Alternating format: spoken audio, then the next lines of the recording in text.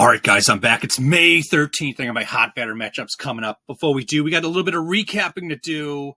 On May 9th, we cashed this little parlay. This was so easy. Judge doubled on his first at bat. Machado singled on his first at bat, and then he just went off the rest of the game as well. And then the following day, we had Ramirez. He doubled and singled, and Kwan could not come through for us, so we gave it back. But I got two plays that I absolutely love for today to get us right back on track. Let's get right to it. All right, first matchup, Manny Machado versus Jose Soriano. And you can see the arsenal in the middle of the screen. Soriano, he throws the sinker about 51% of the time, and he doesn't command his number one pitch very well. A 362 batting average, 47 at-bats, 17 hits allowed, a home run. And then you look at what Machado does against the sinker this year. A 368 batting average, 19 at-bats, 7 hits. I'm loving what I'm seeing. Moving on to the next ball, the knuckle curve, 27% of the time. You can see Soriano, an average 231 batting average given up. It's okay. 13 at-bats, 3 hits. When you look at Machado against the knuckle curve, typically a pitch that most batters aren't very good at. Machado's pretty solid this year. I mean, 8 at-bats, 3 hits for a 375, but I'm loving that because when I saw that knuckle curve come up as the second pitch, I'm like, oh, geez, here we go. Let's see how this works out. But I was pleasantly surprised how Machado has fared against this pitch. The slider, 18% of the time, you can see Soriano, a 235 batting average.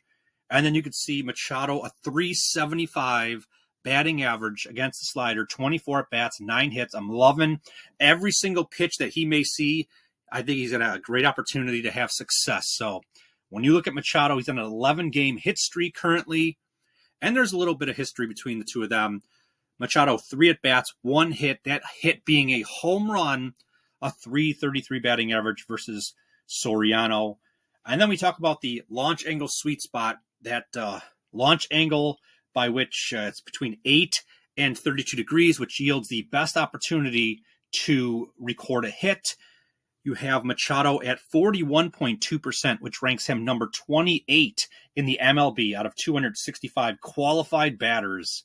Okay, I'm absolutely loving that. And then when you look on the other side, Soriano, his launch angle sweet spot given up, he's pretty good as a pitcher. A 26.3% ranks him number 47 out of 363. So would have loved for that to be not so good, but it's okay. Like I said, I think there's a lot of things going in our favor for Machado to have a bunch of success. All right, next matchup, Stephen Kwan versus Quinn Priester. You could see Priester throws the sinker about 34% of the time, his number one pitch, and he does not command it very well. He's giving it up at a 364 rate on 11 at-bats and 4 hits.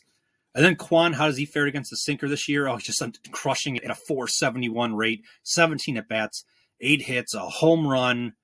And then the next pitch, 26% of the time, the curve, he's not commanding this one well either. A 417 batting average given up on just 12 at-bats, 5 hits. And then Kwan, a 667 batting average on the cutter, just a small sample size, 6 at-bats, 4 hits, and a home run. And then the curve about 18% of the time. You could see Priester. Okay, you could be good at one.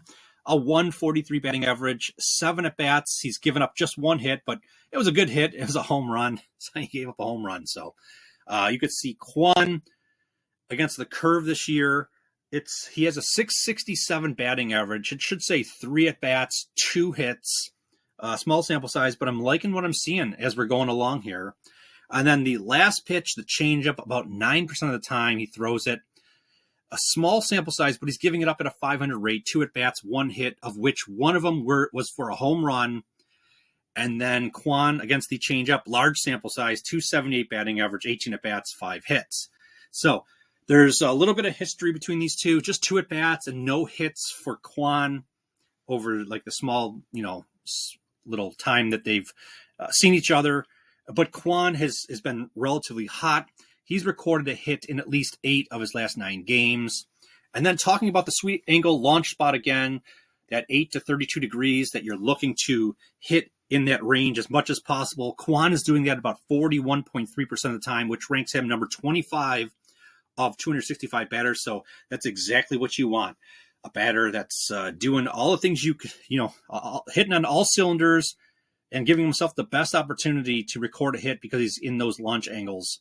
So when we look on the other side of the ball, Priester, again, he's pretty good at not allowing players to be in this launch angle. So 28.3% of the time he allows it, which is number 73 of 358. But like I said, I really love when you look at the totality of this matchup. I just love the opportunity for Steven Kwan to have a bunch of success.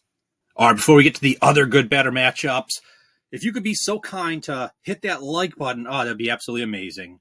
If you hit that subscribe button, if you haven't done that already, that would be great too. And if you have a little extra time, you want to help us out, push us out to other people, help us with the algorithm, put something in the comments if you have a little bit of time. It doesn't have to be anything much.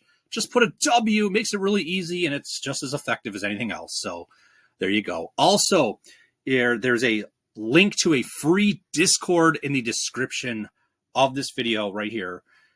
Check it out. There's a bunch of stuff going on in there, NBA, MLB related, and much, much more. All right, here are the other good batter matchups. As always, we want batter versus pitcher, where the batter has a 300, if not better, batting average historically against the pitcher. And then you better be freaking hot right now. We want you hitting. We want you feeling good and getting it done for us, baby. So here we go. These are the ones right here on the screen. We have Vladimir Guerrero Jr. versus Baz. 8 at-bats, 4 hits, 500 batting average. And Guerrero Jr. has at least recorded a hit in 12 of 13 games, in 12 of the last 13 games. Then you have Shohei Ohtani versus Springs, 6 at-bats, 2 hits, a 333 batting average. Ohtani is hot right now. He's at least recorded a hit in 14 of his last 15 games. Then you got Aaron Judge versus Wu. 5 at-bats, 2 hits, a home run, a 400 batting average, and Judge is unbelievable. He's at least recorded a hit in 34 of 40 games this MLB season. It's unbelievable. Then you have Riley Green versus Bello, 6 at-bats, 3 hits, a 500 batting average. Green has at least recorded a hit in 12 of his last 16 games. Then you have Gleyber Torres against Bello, 27 at-bats, 7 hits, large sample size of 333, where Torres has at least recorded a hit in 7 of his last 9 games. Then you got Fernando Tatis Jr. versus Soriano, 3 at-bats, 3 hits. He's batting 1,000, baby. And you got Tatis recording a hit in 7 of his last 10 games. Then you have Heliot Ramos against Brandon Pfaadt, 2 at-bats, 2 hits. He's batting 1,000 too. Small sample size, but we'll take it. Ramos has recorded at least a hit in 10 of his last 13 games. So there you go. The other good batter matchups to consider.